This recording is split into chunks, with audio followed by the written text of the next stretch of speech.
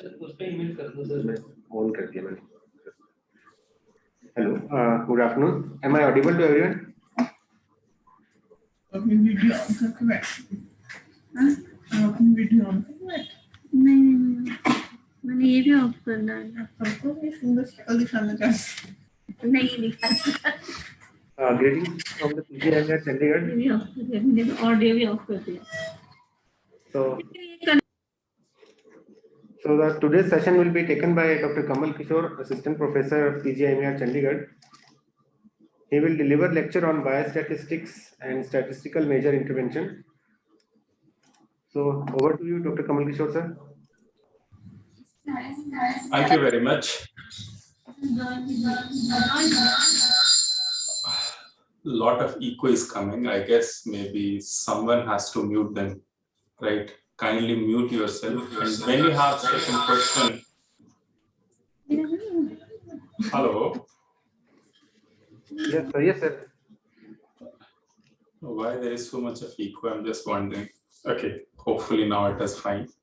So before I commence my session today on basic biostatistics measures and epidemiological indicators, I have 3 disclaimers to be made. The number 1 disclaimer is I'm fond of colors. So in my slide, you will see the plenty of colors, okay? But it doesn't mean that I'll be compromising on the content portion. Hopefully, the people who like the color will get the colorful display, and the people who like the content will also get the content. My second disclaimer would be that my presentation will not be a death by PowerPoint. So I have only 21 slides, which include thank you and reference slide also, besides introductory and this slide. So that is disclaimer number 2. Disclaimer number 3 is, since you people are giving me precious 1 hour of your life, I'm also giving you 1 hour of my life. So let us make it a productive session and try to learn from each other. I'll try to facilitate your learning for what you are here. I may be successful and I may not be in some of the aspect. I'll try my level best to teach you the concept which you intend to learn. But if not, then you're always welcome to write me or to call me for more clarification, because we have a limited time. And in this limited time, there is a lot of ground which needs to be covered. Now, disclaimers out of the way. So we have noted that there are various descriptive measures. Now, the descriptive measures can be divided into the measures of central tendency and measures of dispersions. But if you look into the literature is abuzz with only mean standard deviation and frequency percentages. Very much so. And especially this is problematic for the situation when it comes to the continuous data, because the mean and standard deviation measures are appropriate when the data follows the normal distribution. But normally we never used to check the normality distribution, and we always tend to report mean and standard deviation. And similarly with the ordinal data and binary data also nominal, we report frequency percentage measures. So in order to dispel this myth that, okay, these are the only measure, first of all, we have to look into that how the measurements are segregated or how those are characterized. If you look into the statistics literature, the broad measurement characteristics are the number 1, it is difference, 2, magnitude, 3, interval, 4, true zero. Most of you who have worked with statistics and software, you know that data has to be entered into the numerical form, into the software. If the data has to be entered into the numerical form, into the software, how will you differentiate that you have whether your number representing true zero, or does it have a property of difference also, or does it have a property of magnitude and interval? So these four characteristics possessed by the different scales to a different degree. Once you understand this, then after that you'll able to know that which of the descriptive measure you should report with the data. Number one is difference. When you look at the difference, so in the case of the difference, we give different numerals or the numbers. It only indicates that the categories are different, but the numbers, even if you have represented with the 1, 2, 3, 4, 5, they are different, but there is no hierarchy or superiority in those numbers. Okay, normally we see numbers in an increasing or decreasing form as the form of hierarchy. A typical example could be, you look at the flower.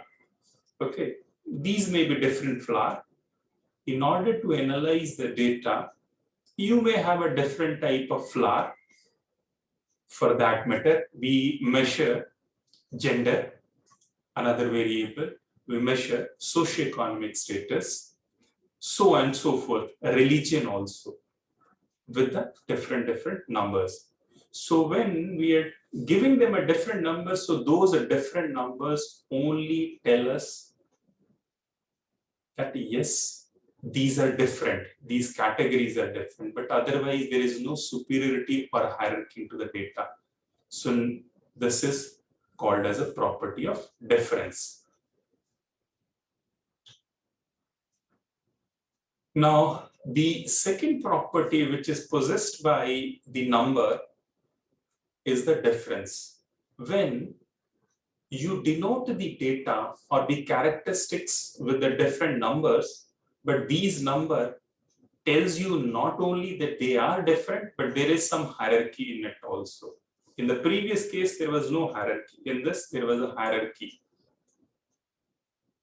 If you read the newspaper regularly, then you might be noticing then recently Government of India has come up with the Ease of Living Index survey, in which various places, cities, capitals has been rated by their Ease of Living Index. Bangalore has been rated at the first rank, Pune has been ranked second. Now, if you see, if you enter this data into the software in the form of the number 1 for maybe Bangalore for the first rank, second for the Pune, third Ahmedabad, you are giving the numbers. These numbers not only representing the different states, now it is also representing the ease of living. For the number 1 rank, it is having the most or the highest ease of living. So as you see, the previously numerical having only the difference. Now in this case, beside the difference, you have magnitude also. That is where your characteristic of difference comes into picture. Now when your numbers not only have difference, magnitude, but it also represent that there is an equal difference between the two numbers. Example could be, a typical example for this which is given in statistics classes is a temperature scale, because it don't have the absolute zero. What do I mean by absolute zero? An absolute zero does not mean that it is the absence of that particular characteristics of interest. As in case of this marks in statistics, if somebody scores 0 in the particular test of statistics, we don't say that the person is having the absence of knowledge of statistics in that person. Okay, it is as per certain standard that the person has not scored the marks. That's the only thing. Similarly, when you say temperature, it tells us relative hotness or coldness of the body. 0 degrees centigrade does not mean it is the absence of the temperature. Beside this, there are certain numerals or certain characteristics which have the properties of true zero, such as height. When the thing is not there, 0 centimeter height, So it means that is not present. Weight, age. So these are the kind of the variables which have the property or the characteristics of true zero. Now depend upon these four property: difference, magnitude, equidistance, and true zero. We segregate our measurement or variable into the four measurement scales. The four measurement scales are nominal scale, ordinal scale, interval, and ratio scale. Nominal scale, as you can go with the first example, different type of the flower, religion, music type, pop, jazz, hip hop. These just represent a different type of the music type. It doesn't have any hierarchy. Is nominal, is measured on the nominal scale. Whereas in ordinal scale, when you ask somebody, how much is it paining today? So now the pain is ranked, although you are using the same number, 1, 2, 3, 4, but in this case now, the 1, 2, 3, 4 not only tell the different pain, but it also tells you that the intensity of the pain. 5 may be more severe pain as compared to 4. 4 may be severe 2 as compared to 3. But with this kind of the scale, you cannot make a statement that the difference in the pain between 3 and 4 will be equal to 4 and 5. This does not have equidistance property. You can very well relate it with an example where we rank maybe the students in order of scoring the marks. The first ranker student and the second ranker student might only have a difference of 1 mark, whereas the second ranker and third ranker student might have a difference of 20 to 30 marks. Now this is just telling the difference, or this is just ordering the students in terms of their marks. So we are just giving them a rank, but the difference between the second rank and the difference between the third and second rank is not equal. So when that equidistance is not there, it is an ordinal scale. When equidistance property, such as an example of temperature scale, and most of your psychometric scale, or for that matter, your evaluation in the exams are example of interval scale, because true zero does not have any meaning to it. When you talk about the ratio scale, now ratio scale have a true zero, height, weight, temperature. We discussed the example. So I hope this differentiation is clear to you. If you have any question related so far till scales, you can ask me, you can interrupt in between, but even if you want to ask the question at the end, you are most welcome to ask.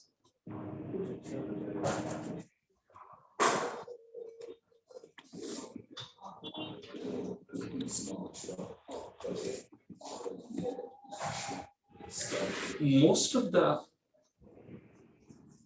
information which we capture from the different variable or characteristics, we declare that, or we capture that in terms of the data. It is called as a data. Now, as per Daniel Keith Moran, one can have a data without information. It is always scattered around us. If you look, maybe temperature data or atmospheric data, right? Then transportation data, economics data. There's so much of data. And every day in our life, so much of things are going on. We have data, but we don't have information. But we cannot have information without data. What is average height? What is the COVID efficacy rate? Right? So and what is the COVID infection rate? What is the recovery rate? So we need, for all those information, we need to have the data. So coming to the measure of descriptive statistics, so once now it is clear in your mind that data is captured with the help of measurement scales. Measurement scales are of 4 types: nominal, ordinal, interval, and ratio. Some people divide continuous scale into the discrete and continuous categories also. What is a discrete category? A discrete category which does not have a decimal in it. Example is number of tables. We never say 4.5 table in the room. We always say maybe there is a 4 table, okay, and maybe if the 5th one is a broken one, then we say 4 tables and 1 is broken. That's it. We never say 4.5 table or 4.1. Similarly, the students in the class, chairs in the room. So this is known as a discrete, continuous, which is having decimal with it. For all practical purposes, your discrete and continuous data is analyzed with the same set of technique, primarily, first of all, with parametric test. I will be coming to testing later on, but just to tell you. And descriptive statistics is also reported by the same measure. But when it comes to nominal and ordinal, as you can see in this table, I have given at the top example for you so that you can very well familiarize yourself with these examples.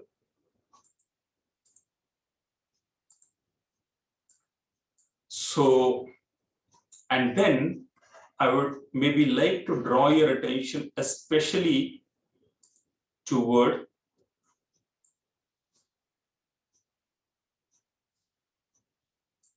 okay. So what are the measures? First of all, you see when the data is a nominal, you go with the number is also known as a frequency and percentages. Number is also known as I said in my statement, frequency and percentages. So that's perfectly all right. But some people, what they do, they try to broadly segment multiple category into 2 categories into the binary data. Never ever do that. If you do this, if you will keep only 2 categories, this is somehow accepted maybe at some time if you have a certain rational or logic for it. But especially for the ordinal data, one should never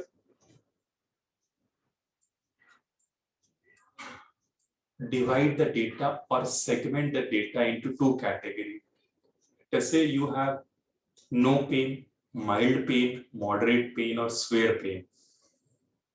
Many of the people, they want to apply maybe logistic regression or some binary outcome because it is easy to report frequency and percentage. So they go for the data division. In this case, I will not say data division, but data clubbing. So they'll club some sort of the category. Now, when I'm saying you should not club the category, it doesn't mean that you never club the category. It depends upon situation to situation. How many number of cases are there? What disease are we talking about, right? And whether we are going for the inferential descriptive statistics. So those decisions should be made on case-to-case basis. And when you have an ordinal scale such as Likert item, most of you might have heard about. When you have less than 5 grade or the 5 category, you should report frequency and percentage. But when you have more than 5 category, such as median, more than 5 category, you should not report now number. You should rather report median, and this is very rarely reported. And rather than percentage, one should report median and interquartile range. And this is being not reported in the literature. There is an abundance of literature regarding this, where people only report the frequency and percentages. So the next thing when it comes is the continuous data. For the continuous data, when you are reporting it, one should always look at the normality property, or in other term, one should always look at the skewness and kurtosis property of the data. Skewness is how much the data is skewed toward the right, how much the data is skewed toward the left. Let us say in a classroom of 10 students, most of the students' height is 5 feet only, but one student may be 7 feet tall. Now, this only one student is pulling the data toward the right hand side. Okay, this is right skewed data. In the same case, when the average height of the student is assuming 5 feet still only, but there is one student one or maybe very few student whose height is somewhere nearby 2 to 3 feet. Let us assume for the purpose. So now these very few people is pulling your mean toward the left hand side, which is lesser than the average what should have been. So it means that data is left skewed. Similarly, when we talk about what is kurtosis, kurtosis is, see, when you talk about the bell-shaped curve is nicely defined and you people have seen it, normal distribution bell-shaped curve. But if bell-shaped curve is more broader, or if it is more peaked, then we find a difficulty of having the data which is more flatter or more peaked than the normal. In those cases, we don't apply our regular measures of mean and standard deviation. And most of the people, without looking at the characteristics of the data, they do report mean and standard deviation. When the data is skewed, an ideal measure is median and then range or interquartile and interdecile range. One should always try to keep this thing in mind, that once you report these measures, this just describe the characteristics of your study of the data. The purpose is to report the data as truthfully as possible. And there are always certain measure which is better than other measures in certain situation. Median. Normally, when you talk about the patient stay in the hospital, let us say for a cancer patient, an average inpatient stay is approximately 30 days for operation, after operation. Let us assume maybe roughly plus minus 5-10 days, that's okay. Now, very few patients will have a very long stay period in the hospital, maybe more than 2-3 months itself. Right. So now these very few patients is pulling the mean toward the right hand side than the average. So in those cases, it is ideal to report a median and range. Many of the people just ignore that value outlier and then they create the problem in data analysis. Okay, I'll come to what are the problem then they will face, and due to this what happens in science. But before that, once you have skewed data, one should always report one should always first of all go for the transformation. Now, many people, what they do is they hear about parametric test and non-parametric test. Once they test the assumption, it is not meeting the assumption or it is skewed, then they just go for the non-parametric testing. But before that, there is one step one should always try to look for or try to use the logarithmic transformation, square root, inverse, or there are many other type of transformation. If once the data is transformed and it is converted into the normal distribution again, then you can analyze the data with the parametric testing.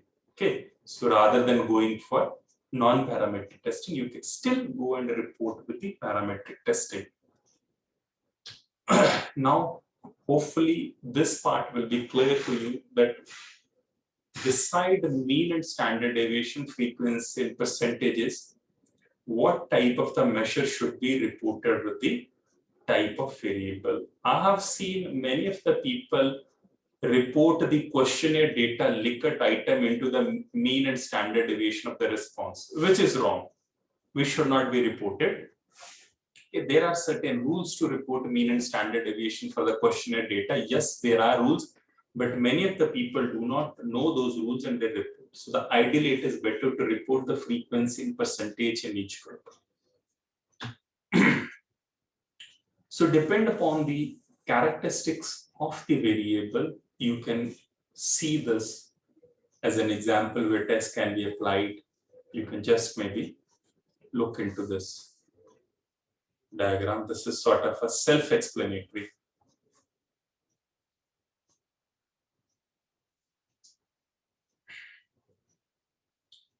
The ratio scale is the most strongest scale and the nominal scale is the weakest scale. So many of the people collect the data. To give you an example, many of the people collect income as a variable, but then they report this as in the nominal form. Why? Because it is not properly captured. So the one of the reason. So one should carefully look into the data. If the data is collected at the strongest measure, then one should try to analyze it or report as per the measure what is it for.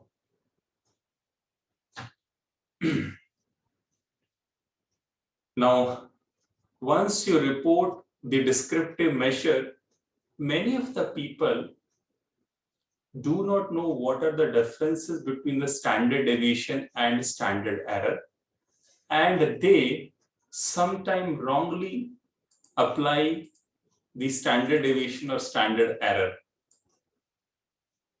without knowing what should be reported. So this process is slightly maybe complicated for the people, because if you see, when we talk about the population, normally it is very difficult to recruit the population due to time, money, manpower constraint. These are the big constraints. So due to this reason, the census is once in a decade exercise, right? It takes a lot of time and a lot of money. And beside that, you have so many error, which creeps up into the survey when you conduct a large scale survey. You don't have a sampling error, but now you have a non-sampling error, which is prevalent in these kind of the situation. So ideally what a researcher do, the researcher select a sample from the population and try to infer about the population. So once you select the sample, now there will be some variability into the height and weight of the people who will be selected in the sample. So standard deviation is the measure of the variation in a sample. One should remember this. Standard deviation is reported with a descriptive measure. When we report the demographic characteristics of the data, it should always be mean and standard deviation. Some people tend to report standard error along with it, which is a wrong practice, because the first table or the demographic table is all about the sample characteristics. So it should be reported with the mean and standard deviation. So then where should we report the standard error if that is the case?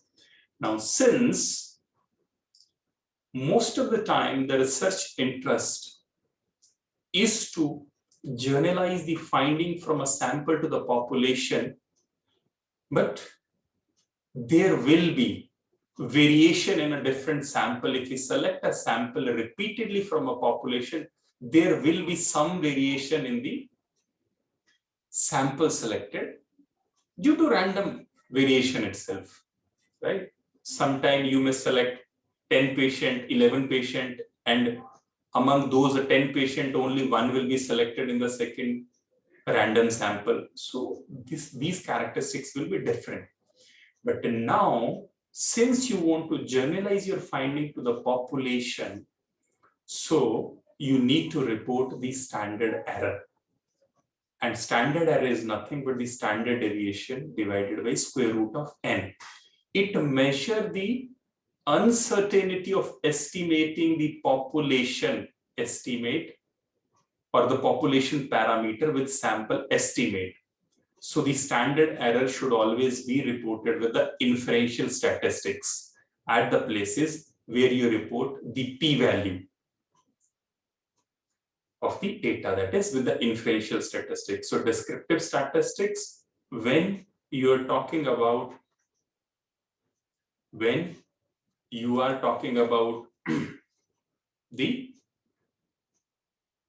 demographic characteristics, or when you want to tell about the characteristics of the sample, when you want to tell about the inferential statistics, or you want to generalize your result to the population, you should report the standard error. Now, when we want to generalize our finding from a sample to population, it is normally done with the help of p-value and confidence interval. But the confidence interval is very rarely reported. It is only the p-value which is being reported most of the time, in fact 95% of the time, whereas the American Statistical Association recommend that the p-value along with the confidence interval should be reported. And why is that? Because p-value only tells us, it just gives us an indication whether to reject a null hypothesis or not reject a null hypothesis. It does not tell us that how much confident we are about our result. So the confidence in our results only comes from the confidence interval. So the confidence interval tells us two things. First of all, whether there is evidence in favor of intervention or no evidence in favor of intervention, that is number one, which of course we get by p-value also. The second is, it tells how much is the uncertainty in the interval. So when I'm telling the confidence interval varies from a certain value to certain value, if those are close, if those are narrow, the narrower confidence interval are the better one. The wider the confidence interval, it is not good.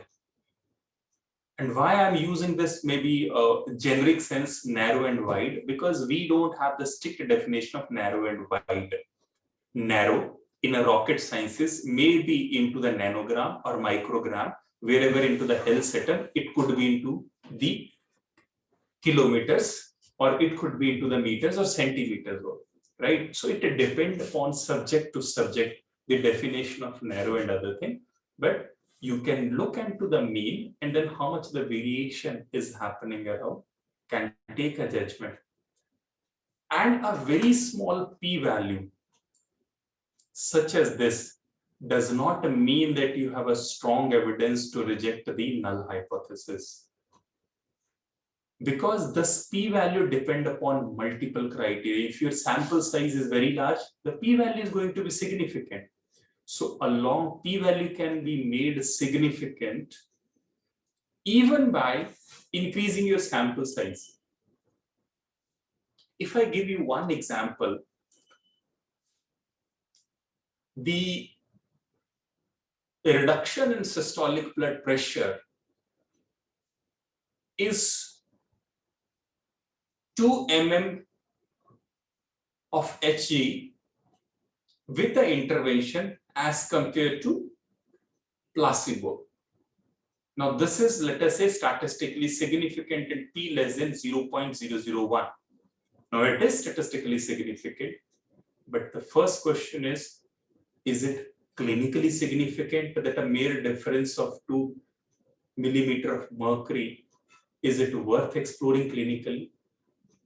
So those type of the question cannot be answered simply by p-value. You have to look at the mean difference. What is the average which is reported by the two group? And what is the range of interval which is reported by the confidence interval? So always try to report the confidence interval along with your statistical analysis. Make it a standard practice. This is, I think we should leave this. We have discussed this, the confidence interval and the p-value. Now, the next concept which plays the major role into the interpretation or study analysis, and what a researcher always face a dilemma is of the bias. How to eliminate the bias out of the studies. Bias is nothing but the systematic variation or the systematic changes we want to show.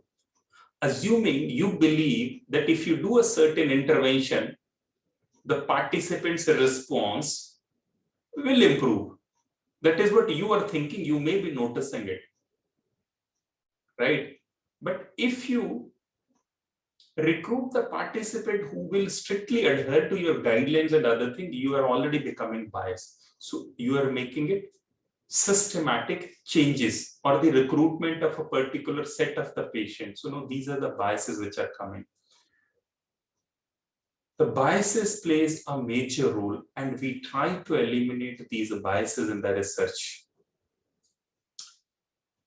Now, biases can happen in many stages,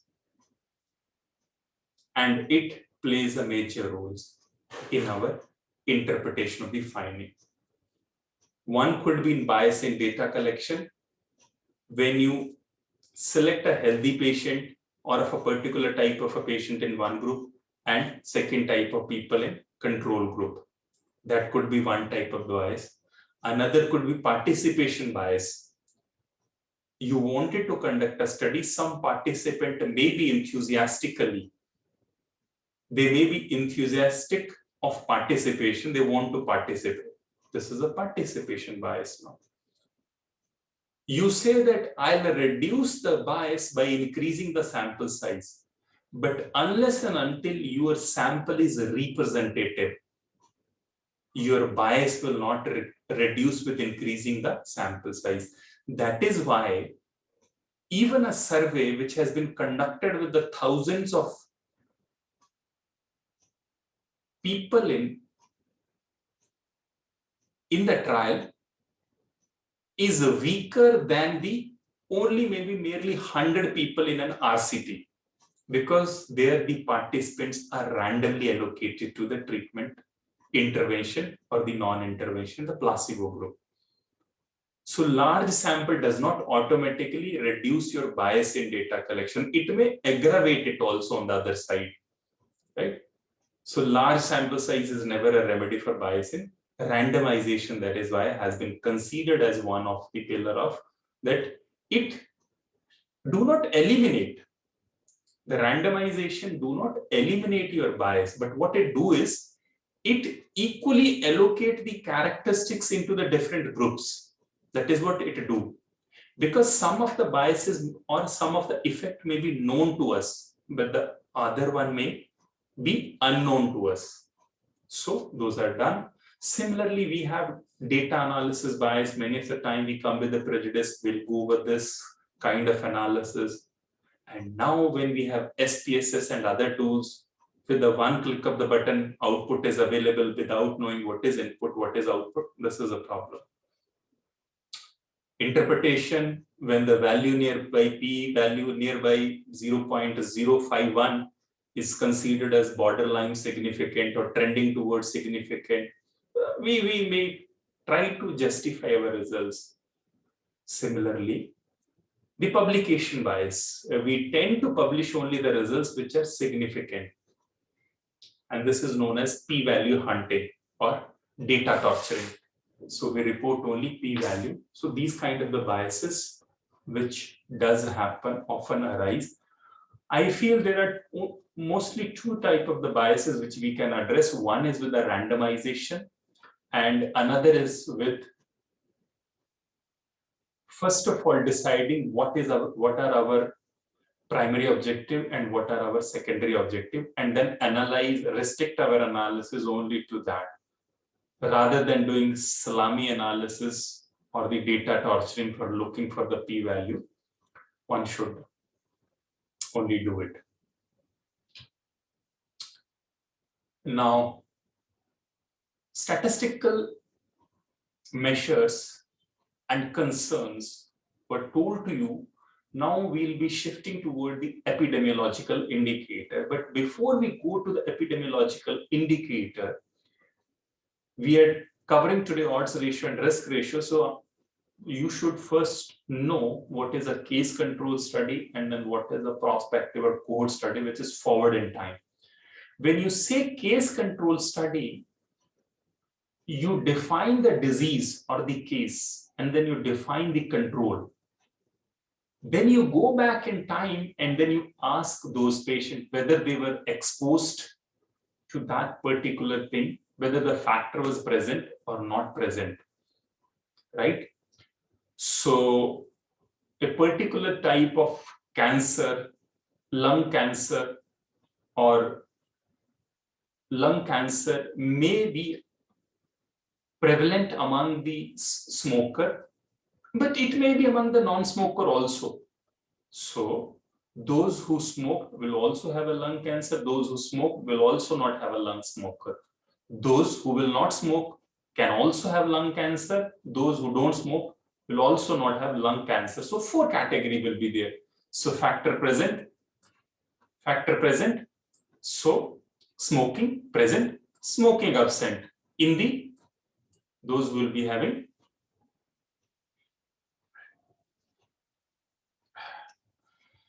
Similarly, those who don't smoke, non-smoker, cancer present and cancer absent, right?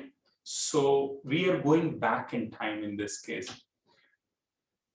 When you look at the cohort design, in the case control study, we know the outcome beforehand and we try to identify the factor, we go back in time.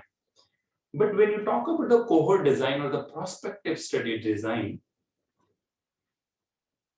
we have both in both the group, in exposed group and as well as in the unexposed group. Let us say smoking present and smoking absent, the people who smoke and people who don't smoke.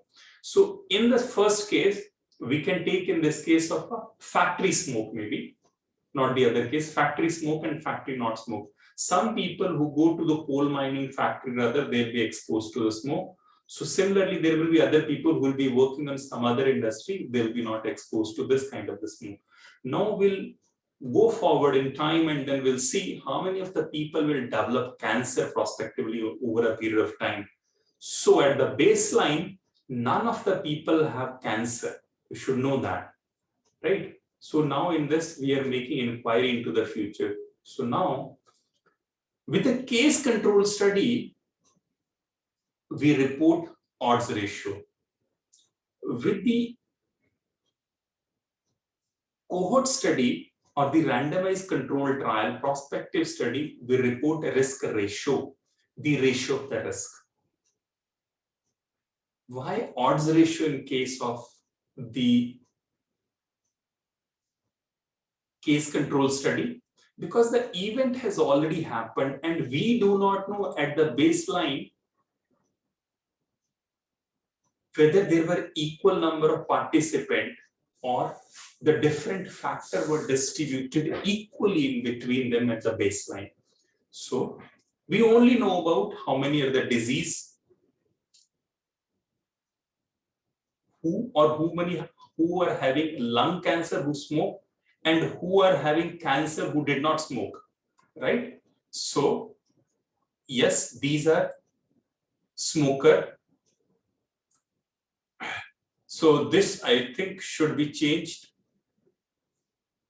So because smoking is no and lung cancer, I'm giving 75. But anyway, for the time being, we'll take this as a case as a 75. It should be a reverse actually. Okay. So 75 should have been here and 25 should have been here. But anyway, we'll go with the flow of the example. So now in this case, we know this total 40, but we have not started with the 40 that yes, they were exposed and they were non-exposed actually in the case. So in this case, we only know the event has happened. So due to that, now what is the chance of event into the smoking group? This, which is probability. Probability is nothing, favorable outcome divided by total event. So first two cases are representing probability. Probability, most of you people understand also. But the odds are more easily understood. When the gamblers in the 15th century were facing the difficulty that they wanted to know what are their odds of winning. Okay. So when you say, when you throw in a dice, the probability of getting a 6 in a throw of a dice is 1/6. But when you say the odds of getting 6 in a dice is 1:5, because the 5 outcome are different and 1, which is a success. So odds are 1:5, whereas probability is 1:6. So a person will automatically know my odds of winning are 20%. So this is easily understood by the gamblers and mostly into the medical fraternity also. So that is where odds are being used. Though the odds ratio which is reported with the case control study is reported from 0 to infinity. Okay. And in this case, we are getting an odds ratio of 1.89. I'll come to revisit this, what is the interpretation of 1.89. But, and calculation part, nowadays software is taking care of these calculation parts, so I'm not emphasizing here. Now you should know that when the odds ratio is equal to 1, so that means the chances of adverse event is equal among the exposed group and non-exposed group. That is, there is no difference between the two groups. Whereas when we say odds ratio greater than 1, it means positive association. The odds of having an adverse event is higher in the exposure group as compared to non-exposure group. So the odds of having the lung cancer in the smoking group is higher. How much higher? I'll be coming to 1.89 in a moment. Similarly, odds ratio less than 1. It means exposure is associated with a lower odds of outcome. That means the chances of having lung cancer among the smoker is less as compared to non-smoker. So I'll come to, rather than this table, I'll first of all take the example of 1.89, which we got in our table, 1.89. You should remember odds ratio and risk ratio are interpreted many number of ways. You should remember only 1 or 2 ways. So in this case, if we interpret this 1.89 value to our example of smoking and lung cancer, so what does it mean?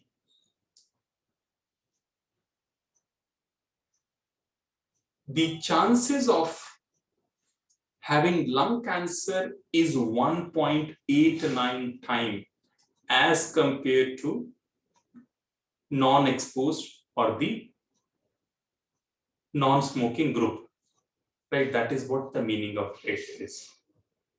So chances is almost twice of lung cancer when somebody smokes as compared to when somebody don't smoke, right? So this is how this odds ratio will be interpreted. Similarly, now if you look at this, as I said, it could be less than 1 also. Now, if we talk about the same lung cancer example, intuitively it will not make sense, but I'll give you interpretation for the purpose. There are 70%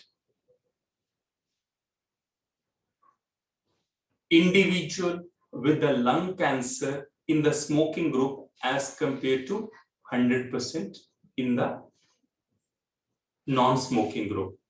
So smoking reduces the chances of lung cancer by 30%.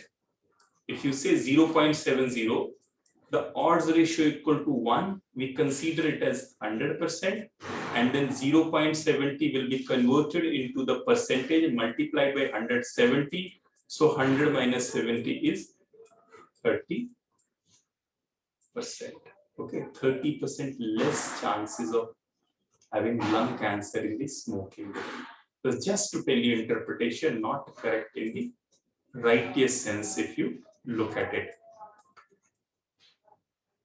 But the problem with the odds ratio is these are the odds of having another thing. We do not know the total in the beginning.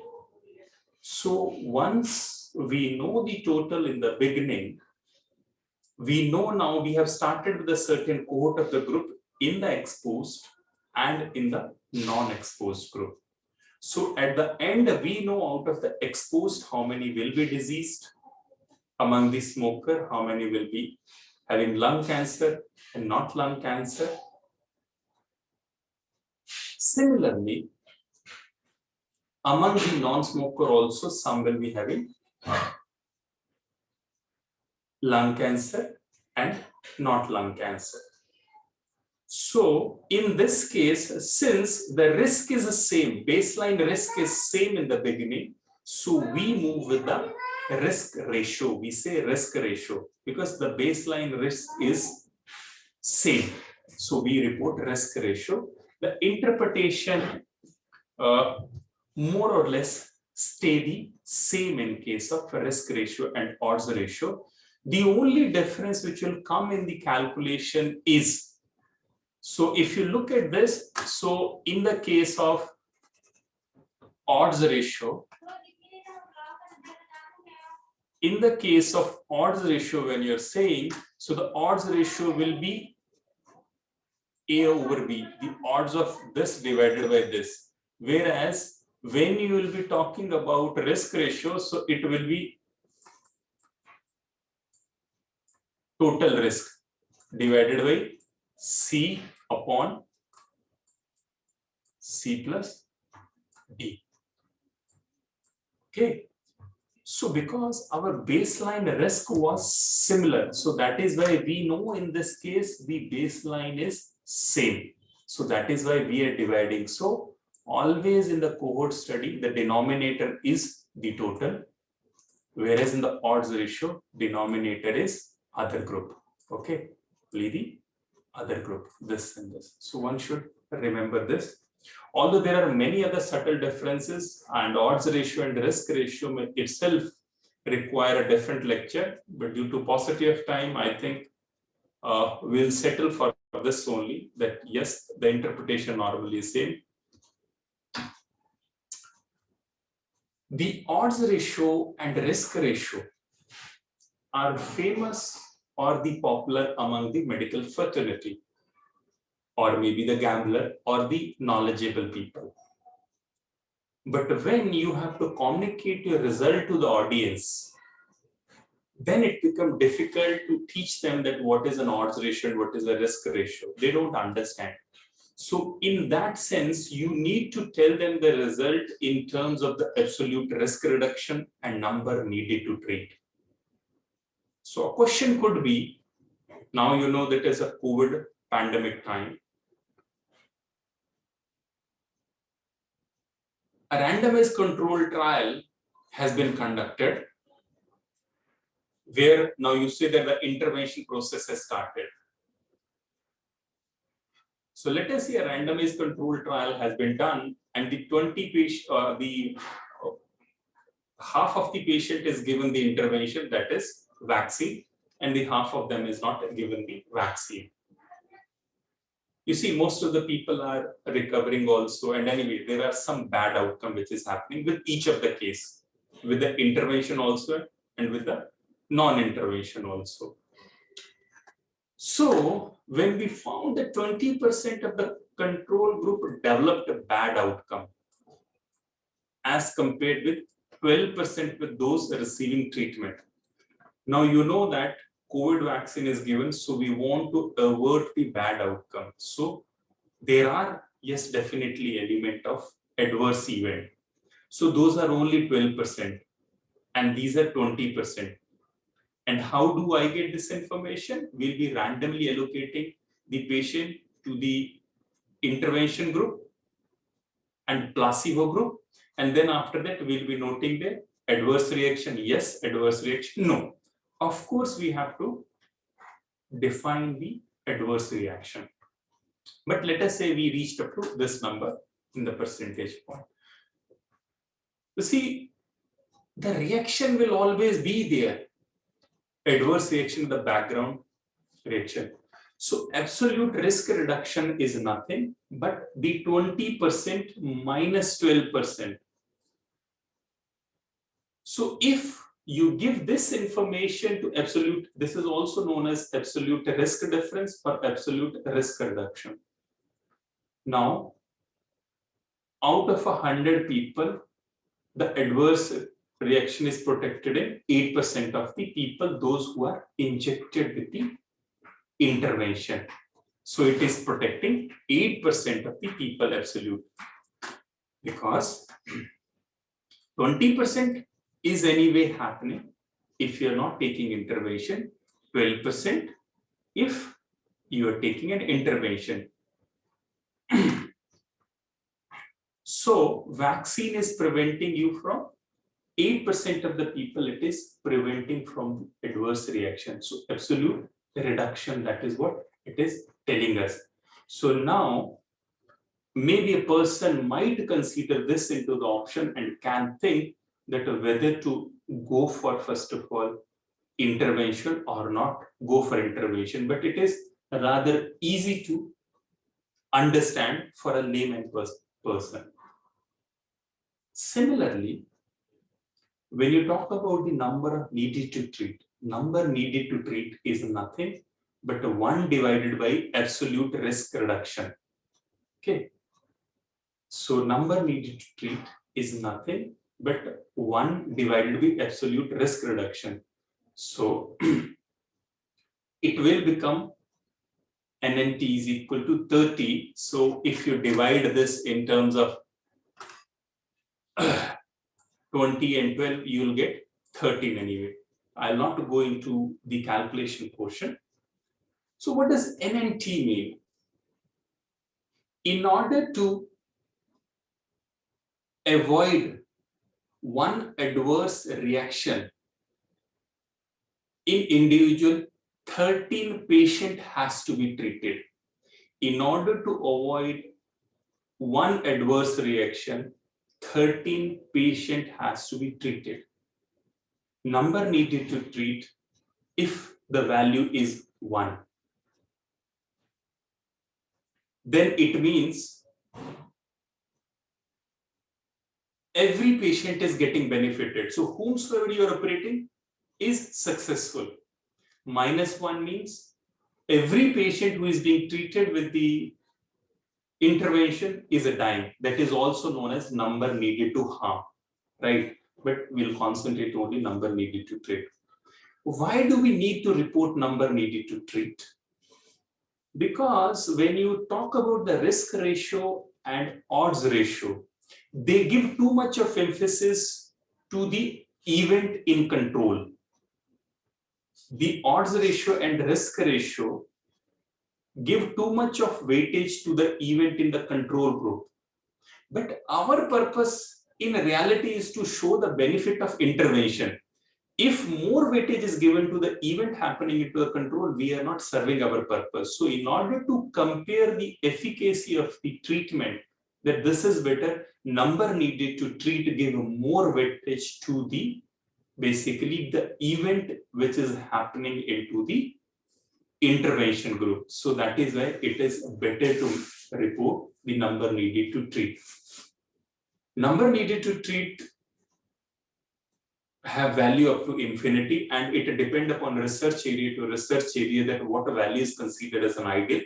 Normally a range of 2 to 5 is considered as okay in a generic sense, but then it depend upon subject to subject domain, and then cost also, that how many person you need to treat. Now when I say number need to treat 13, it doesn't mean that you have to treat the 13 patient to avert one adverse event. It can happen by merely chance itself that a 2% in the first 13 patient, an adverse event can be avoided. Okay, but overall, in a random sequence of chance, once you are treating 13 patient, maybe one patient, one adverse event can be avoided. That is what number needed to treat is. So we have discussed the 4 or 5 characteristics. One, the characteristics of the data, first of all. Those are difference, magnitude, equidistance, and after that, true zero. Many of the people report mean and standard deviation, frequency, and percentages without looking at the contours of their data. Unless and until we explore the contours of our data, which is the boundaries of our data, the reporting is biased. We tend to eliminate those biases, okay, and we discuss various kinds of the biases. Then in order to report those, we have some study design. We discuss here only 2 study design, depending upon what was in the syllabus, case control study and prospective study, in a very brief. And the mostly evidence about the success of an intervention is made on the basis of odds ratio and risk ratio most of the time. But the absolute risk difference and number needed to treat are important indicator. Number needed to treat gives more weightage to the intervention arm as compared to control arm in odds ratio and risk ratio. So it is also an important epidemiological indicator to report along with the randomized control trial study or the intervention studies. And one needs to carefully evaluate this evidence before making any recommendation. Having said that, thank you very much. Anybody, any question? Thank you very much, sir, for this wonderful and informative lecture. So we have one question from Meenakshi. Yes, what is the question? Difference between adjusted and unadjusted odd ratio. Oh, okay. Adjusted and unadjusted odds ratio. So when you say unadjusted, I'll just take back you to the maybe high school algebra, when they used to say that Ram used to plot, okay, Ram takes 2 days maybe for this plot, to work on this plot. Then the Ram and Sham used to take 1 day. Ultimately, you have to decide what is the efficiency of each one. So now when the Ram is alone, then it is sort of an unadjusted odds ratio will come. When Ram and Sham are there, then it is sort of an adjusted odds ratio because both are working there. So you need to know the contribution of both of them. Similarly, how it is coming for the variable in our case. Normally, what we do is we do univariable analysis, such as t-test, which is one predictor variable, one dependent variable. ANOVA, one predictor variable, one dependent variable. Chi-square, one predictor, one dependent variable. No, here only there is an effect of one. But as you know that the outcome or the effect, as we took the example of the lung cancer, is not only due to the one factor. It could be multiple of factor. Now we need to account for these factor into the picture, and once those factors are accounted, it means you are adjusting the value of all the variable which you have collected into the data process, and that is known as adjustment.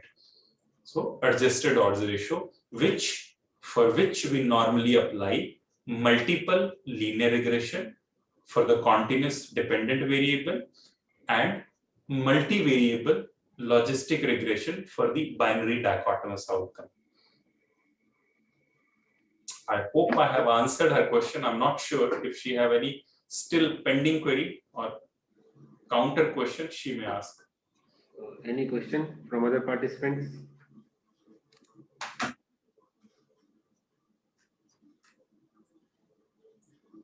I guess then thank you very much. Thank you. Thank you very much, sir. Thank you. So we will conduct our next session on biostatistics measures for diagnostic test. So we will inform you by mail. So till the session is over,